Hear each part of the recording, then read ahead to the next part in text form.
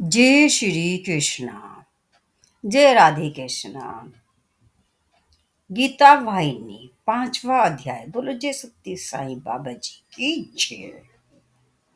5वां अध्याय। यदि तुम्हारी इच्छा कर्म फल की प्राप्ति की होगी तो संभव है चिंता, व्याकुलता और चिंता का तुम पर प्रभाव पड़ी फिर प्रश्न उठेगा कि फल की इच्छा का त्याग करने से जी कैसी सकेंगे। लेकिन ऐसी हृदय की दुर्बलता क्यों, घबराहट क्यों, जिसने तुम्हें योग क्षेम वार में हम कह कर सांत्वना दी है, वे अवश्य इसका ध्यान रखेंगे। जीवन निर्वाह का उपाय और साधन वही बताएंगे। फिर भी तुम्हें सोचना होगा कि सुखी जीवन अधिक आवश्यक है या जीवन मृत्यु के चक्र से मुक्त होना। जीवन के सुख क्षणिक होते हैं किंतु मुक्ति का सुख नित्य निरंतर है।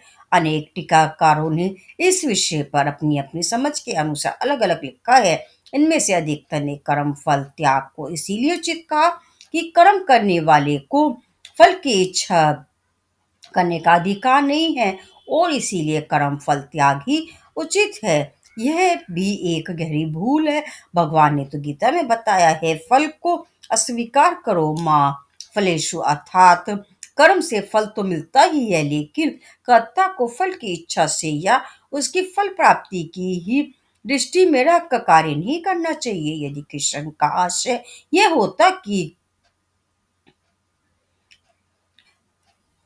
गलती को फल प्राप्ति का अधिकार नहीं है तो उन्होंने कहा होता इसका फल नहीं है, ना फलेषु, ना का अर्थ नहीं। इसीलिए यदि तुम कर्म ही ना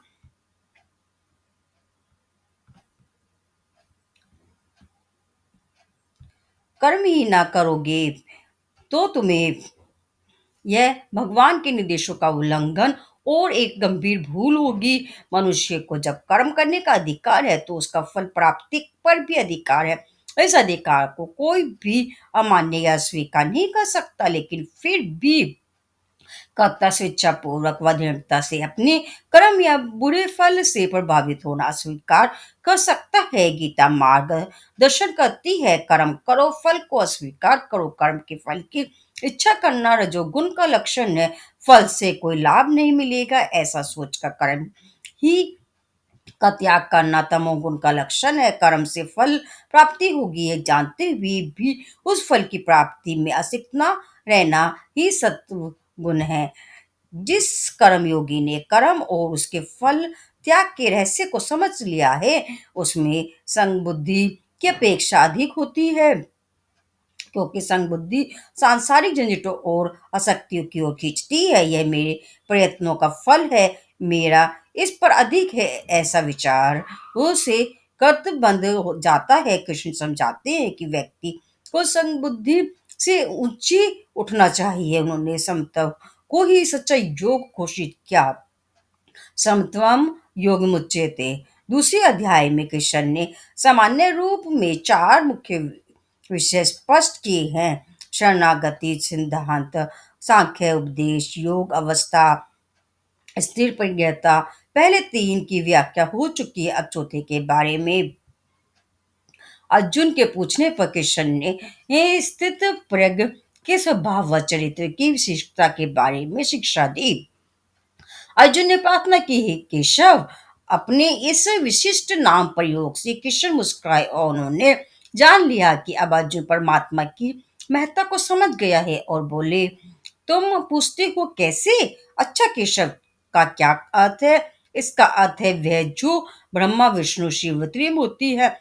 कृष्ण की कृपा से अर्जुन साधना की इस अवस्था तक पहुंच गया और तब अर्जुन ने स्थिर प्रज्ञ के सच्चे लक्षण जानने की आग्रह पूर्वक प्रार्थना की। तब उन्होंने उत्तर दिया, स्थित प्रज्ञ जब सब इच्छाओं से मुक्त रहकर केवल आत्मज्ञान और आत्म चैतन्य में स्थिर रहता है। इसकी 2 विधियां हैं: मन में उठने वाली इच्छाओं की सब उत्तेजनाओं का त्याग निषेधात्मक विधि है। मन में नित्य निरंतर आनंद स्थिर रखना पूर्ण धनात्मक विधि है। निषेधात्मक क्रिया मन की बुराइयों और दुष्टता के सब बीच हटाने के लिए है। इस पर का शुद्ध किए गए श्रीतम में भगवान के प्रति आसक्ति उत्पन्न करके तुम्हारे लिए आवश्यक कृषि की फसल उत्पन्न करने के लिए पूर्ण विधि है। घास पात उखाड़ फेंकना निषेधात्मक क्रिया है।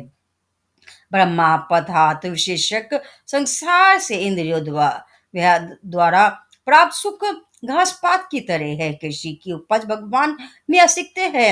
मन इच्छाओं की गठरी है। इन इच्छाओं को जब तक जड़ से उखाड़ कर फेंका नहीं जाएगा, मन को नष्ट करने की आशा व्यर्थ होगी। आध्यात्मिक उन्नति के मार्ग में मन ही बाधा पहुंचाता है। तंतुओं के बने कपड़े में से यदि एक एक तंतु निकाल दिया जाए तो कपड़ों में से क्या बचा रहेगा? कुछ भी नहीं। मन इच्छाओं का ताना बाना है। मनोनाश होने से ही स्थिर प्रज्ञता प्राप्त होती है। इसीलिए सबसे पहले आसुरी इच्छा काम को जीतना चाहिए। इसके लिए गो संघर्ष या इसे हटाने के लिए मीठे शब्दों के प्रयोग की आवश्यकता नहीं। इच्छाएं किसी के डर से या किसी पर कृपा दिखाने के लिए नहीं हटते। इच्छाएं ब्रह्म वस्तु विशेषज्ञ है, विदर्शी की श्रेणी है की है। इन दृढ़ विश्वास पर कि मैं केवल दृष्टा हूँ, दृश्य नहीं। स्थिर प्रज्ञ अपने को मुंह के बंधन से छुड़ा लेता है। इस प्रकार वह इच्छा पर विजय प्राप्त कर लेता है। मन की क्रिया का तुम बाहर से निरीक्षण करो। मन में लिप्त है। मन की क्रिया का तुम बाहर से निरीक्षण करो, मन में लिप्त मत हो। इस शिक्षा का यही अर्थ है। मन शक्ति ही एक प्रबल विद्युत शक्ति की तरह है। इसको दूर से ही देखना चाहिए। इसको छूना या संपर्क में नहीं आना चाहिए। छू कर देखो, तुम्हारी राख बन जाएगी। इसी प्रकार संपर्क या मुंह से मन के को तुम्हें नष्ट करने का मौका मिल जाता है। तुम्हारा इससे दूर ही रहना अच्छा है। चतुराई से अपनी भलाई के लिए ही इसका उचित उपयोग करना चाहिए। जिस परम मुख में स्थिर प्रज्ञ डूबा रहता है, वह उसे ये भ्रम वस्तुओं से नहीं मिलता और उसे भ्रम सुख की आवश्यकता भी नहीं है। आनंद पति के स्वभाव का हिस्सा है। जिनके चित्त शुद्ध है, उन्हें आत्मा में आत्म साक्षात्कार द्वारा ही परम आनंद मिलता है। यह आनंद निज की कमाई है। यह प्रत्यक्ष है कि इसका अनुभव व्यक्ति स्वयं ही करता है। अर्जुन यह नहीं मान जानता था, इसीलिए कृष्ण ने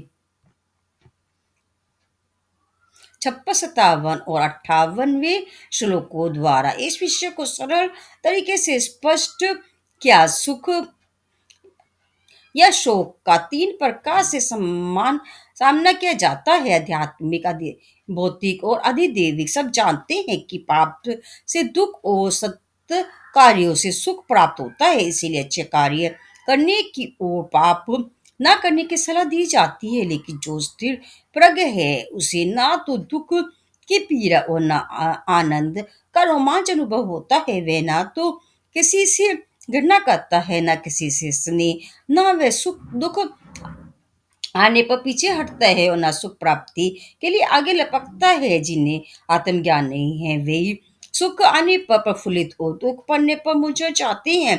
स्थिर प्रज्ञ हमेशा मनन चिंतन या ध्यान में ही लीन रहता है। उसे मुनि कहते हैं। उसकी बुद्धि स्थिर है क्योंकि इंद्रियां उसे परेशान नहीं कर सकती।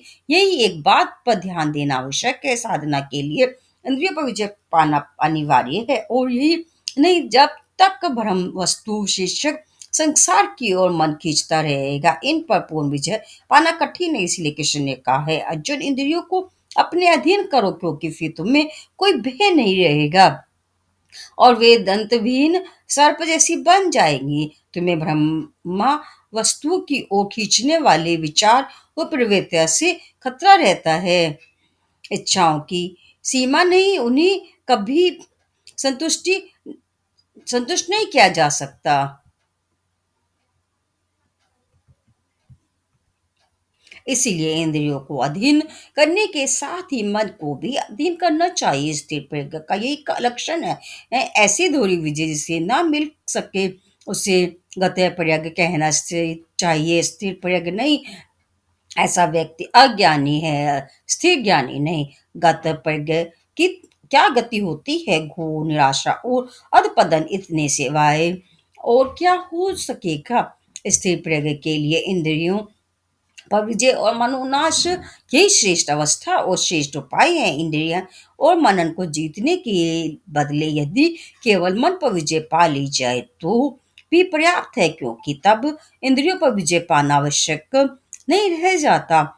यदि मन का वस्तु में मोह ही ना हो तो इंद्रियों को कोई सहारा नहीं मिलेगा। भोगों के अभाव से अशक्त होकर वे नष्ट हो जाएंगी। प्यार और तिरस्कार के द्वंद्व का भी भूख और प्यास से अंत हो जाएगा।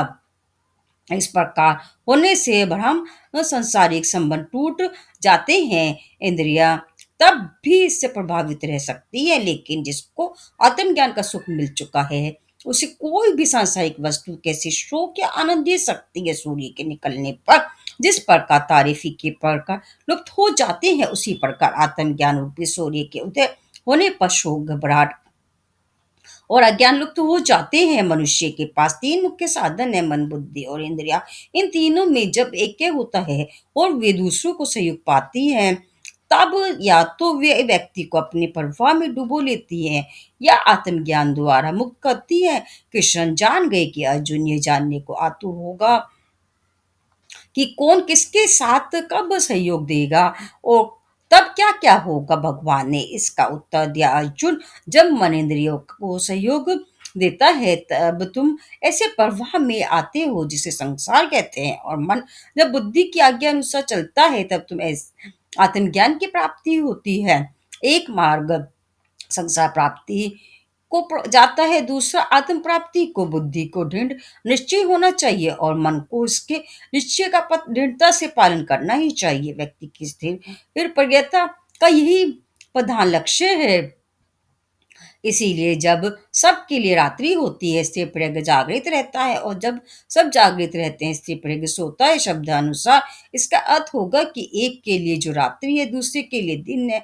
ऐसा कहना हास्यपद भी लगेगा और अर्थ यह निकलेगा कि स्थिर प्रज्ञ वह है जो दिन में सोता है और रात में जागता है। लेकिन इस कथन का आंतरिक अर्थ बहुत गहरा है। इंद्रिय विशेषक सांसारिक मामलों में साधारण मनुष्य बहुत सचेत रहता है। उनकी ऐसी सतर्कताओं जो केंद्रीय विशेषक वस्तुओं का पीछा करने में रखी जाती हैं, उसे उनकी जागृति कहा जाता है। लेकिन इसके विपरीत स्थिर प्रज्ञ का ऐसे लगाव से कोई संबंध नहीं होता तो इसे कहा जाए कि तब वह सोता है। सोने का अर्थ है इंद्रिय निग्रह से जो आनंद प्राप्त होता है, ये इसका अर्थ है। और जागृति क्या है? यहाँ जागृति का अर्थ इंद्रियों द्वारा पराजित होना, उनके सब मांगे पूरी करना। जब साधारण व्यक्ति इंद्रियों की मांगों की पूर्ति में लगे रहते हैं, स्थिर प्रज्ञ होता है। दूसरे शब्दों में इसका अर्थ हुआ कि तुम यदि